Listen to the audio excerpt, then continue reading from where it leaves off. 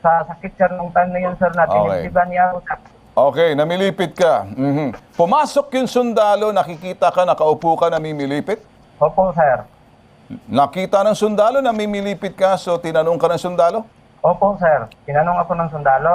Mhm. Hindi pa ako nakapagsumbong kasi yung mga mata nila nakatingin sa akin. Mhm. Nung pinipilit ako ng sundalo, doon ko pinagtapat sir na ang sabi ko, kaya nga po pumunta ako dito sir para makapag-blatter. Mhm. Ang sabi sir na, nagnakaw daw ako sir ng dextrose. Mhm. Ngayon po, tinanong ulit ako ng sundalo kung Ano? totoo ba. Sabi ko, hindi po sir, Mhm. hindi po ako nagnakaw. Alright, sige. Ngayon Mhm. sir, Pagkatapos noon, umalis yung sundalo, naiwan ka, nangako yung sundalo, babalikan ka. Tama? opo sir, ang sabi ng sundalo sa akin, dyan ka lang, babalik